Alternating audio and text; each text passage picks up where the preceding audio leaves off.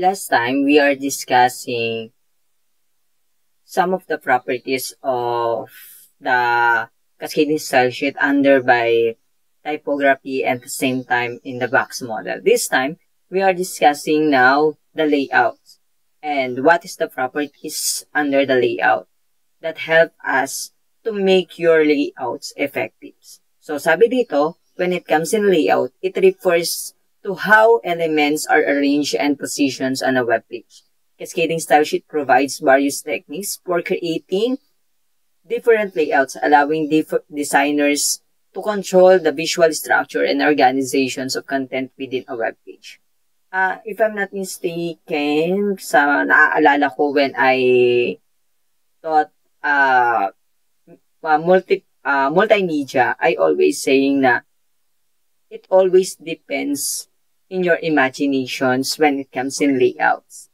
Kung ano yung nasa isip mo, kung ano yung nasa imagination nyo, kailangan nating mapakita at mailabas sa isang layouts natin.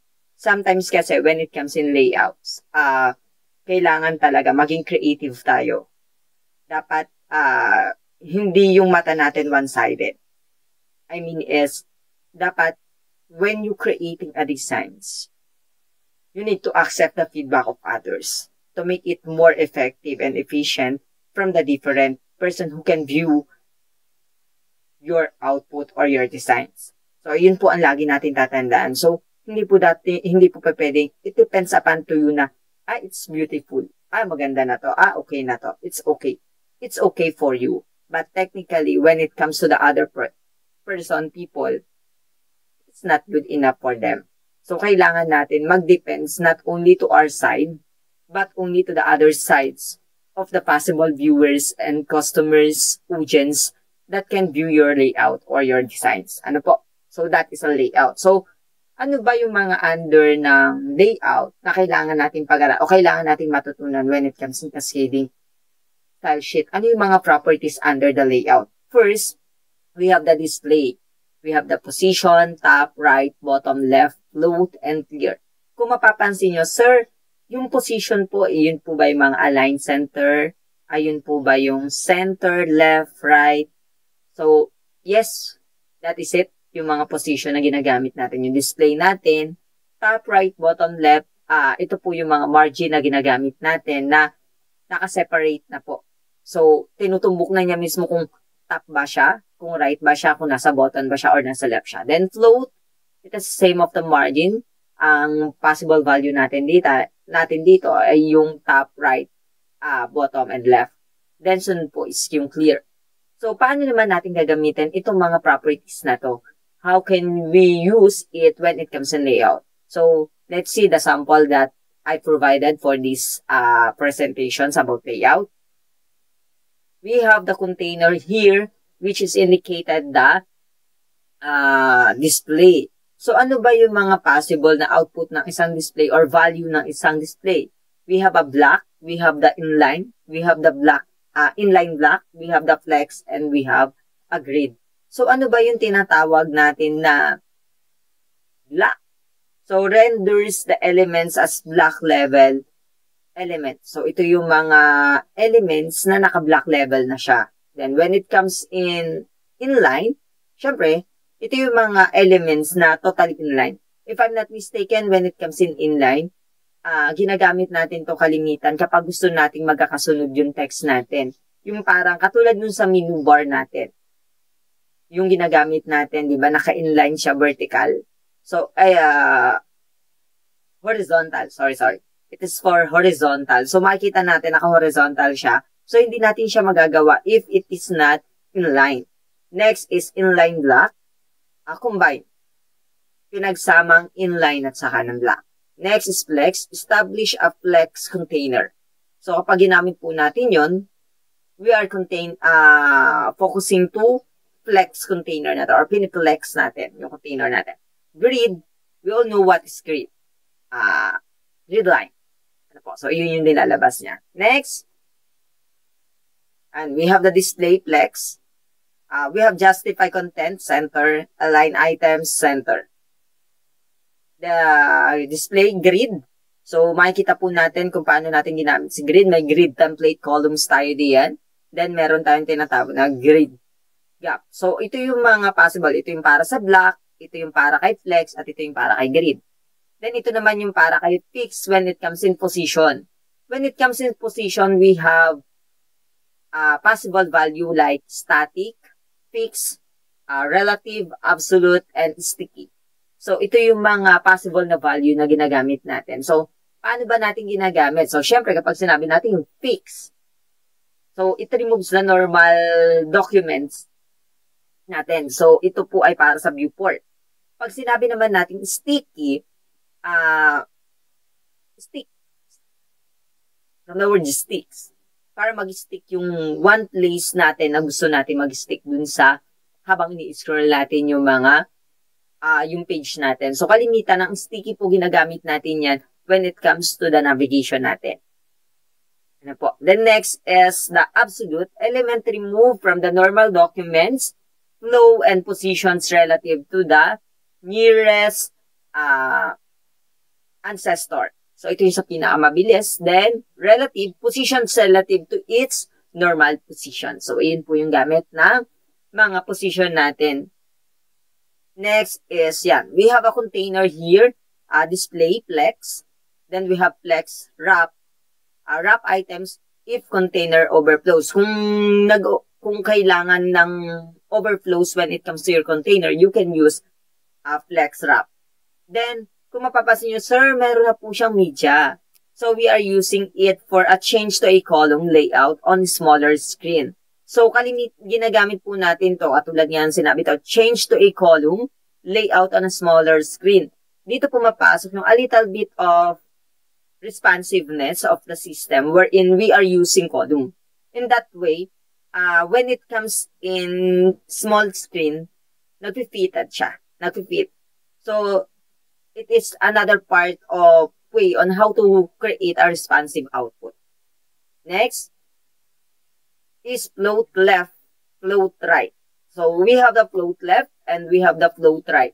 So, dito po makikita natin ano yung gamit ng float. Honestly, ang float, ginagamit din namin to. Ako ginagamit ko din 0, 0, 0, 0, apat na 0 din.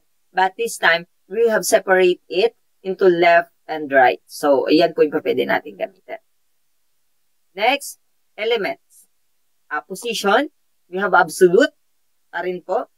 So, ito yung gamit ng absolute natin. We have the top and left, then transform, translate. Center horizontally and vertically. So, ito po. Yung translate natin, negative 50% for horizontally and vertically for the negative 50% another.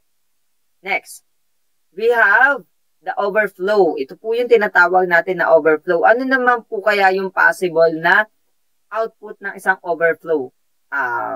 Kapag overflow po, ang possible na value nito is visible, hidden, scroll, and auto.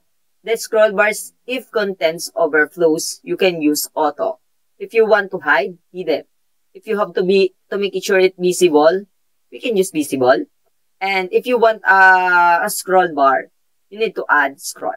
Ano po? Yan po yung mga possible na gamitin natin when it comes in overflow. Balik lang ako sa float. We have only two value, which is left and right. Okay, next. We are discussing now the backgrounds and borders. So, ano naman yung tinatawag natin na backgrounds and borders? So, when it comes in backgrounds and borders, siguro I think it is very familiar to all of you because when it comes in backgrounds and borders, when you learn how to use the hypertext markup language, it is already there. Yung backgrounds and borders. Nagagamit na po natin yan. Yung borders, ginagamit natin yan when it comes in using table. Then yung backgrounds when we are using pictures, colors when it comes in your backgrounds. Kung ayaw natin ng pure na puti, gumagamit tayo ng kulay. Kapag gusto natin image, we are using backgrounds. Ano po? So, how the backgrounds and borders affect to your output using cascading style sheets. So, ano nga ba yung backgrounds and borders? With backgrounds and borders, you can add visual interest and improve the designs of your web pages by customizing the appearance of elements. These properties provide flexibility in creating visually appealing layouts and designing layers. Using different kinds of backgrounds and borders, we can add another appearance of your elements or of your outputs. It's add another flavor to your output na kung saan mas nagugustuhan ng mga tao natin. Ano po? Sabi nga dito, these properties provide flexibility in creating visually appealing layouts and design. So using daw ng backgrounds and borders, mas nagiging appealing yung layout and designs na ginagawa natin, which is true naman. Hindi, unlike to the past na talagang wala namang ganito, walang cascading style. This time, it helps a lot when it comes in getting the attentions of different viewers and audience na target ng isang website or target ng isang company. So ano ba yung mga properties under the backgrounds and borders? We have the background color, background image, background repeat, background positions, border color, border style, border width. Okay, ano ba yung mga yan? So let's see the example. The element background color. So, syempre, kapag gumagamit tayo ng background color, we are using hexadecimal. We have the elements for background image. Same time, same pa rin po katulad ng sa ating HTML, we are using URL. But dun po, image source, dito po URL ang gagamitin natin. Background size, cover, background position, center, background repeat, no repeat. So, kapag pumalit ang picture, nagre-repeat po kasi siya, dumadami kapag nilagay natin na repeat. So, no repeat, ibig sabihin, ayaw natin magre-repeat yung images natin. Next, background linear gradient. To right, 0FFCC and 0FF9999. So, pwede po tayong gumamit ng linear gradient when it comes to your background. Then, we have background attachment, fix. So, scroll po natin or scroll. Next, element, background. URL, image. So, pwede daw po tayong gumamit when it comes in background ng image at the same kulay, at the same time we are using image. Next, border style, we have the solid. Ano ba yung mga border style na pwede natin gamitin? So, solid, dash, dotted, double. So, yan po yung mga possible na gamitin natin when it comes to our border style. We have the border width. So, presented as number and px or pixel.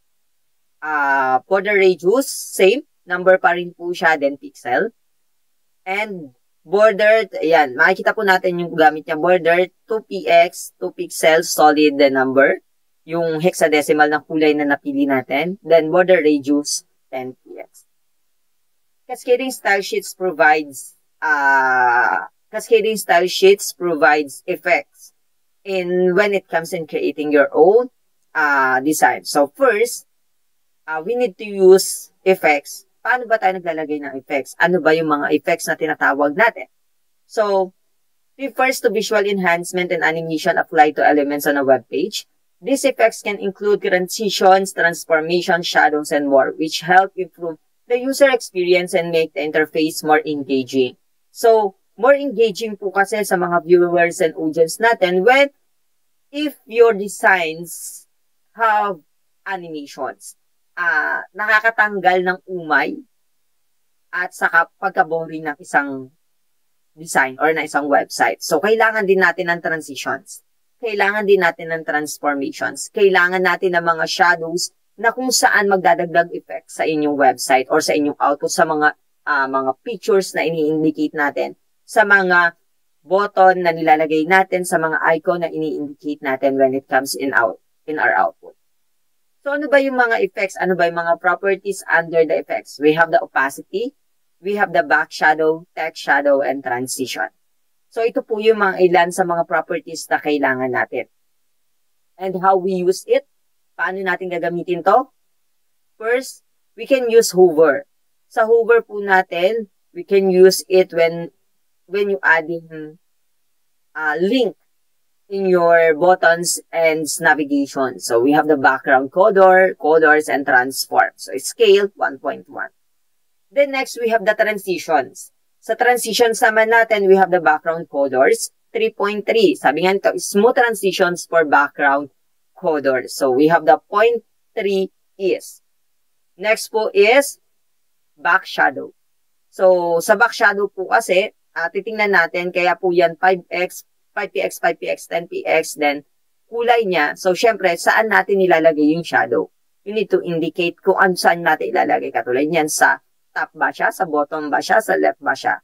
Ano po? So, we need to indicate that. Next, transform. You need to rotate 45 degree.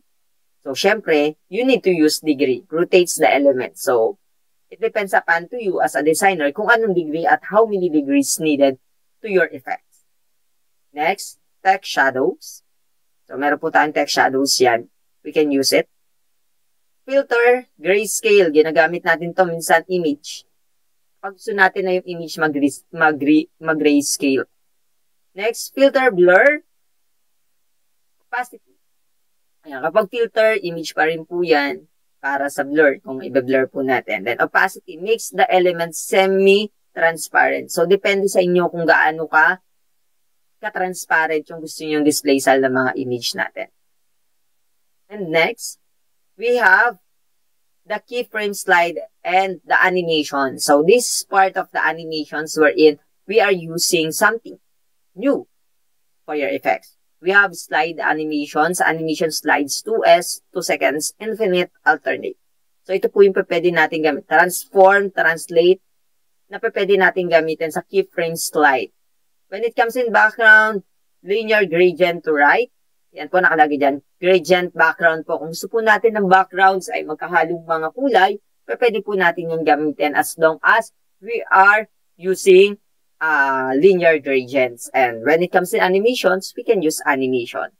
So, for this day, hanggang dito lang po muna ang aking i-discuss, which is 3 things na naman yung na-discuss natin at nadagdag sa kaalaman po natin. I hope may natutunan po kayo for this lesson. Thank you and God bless.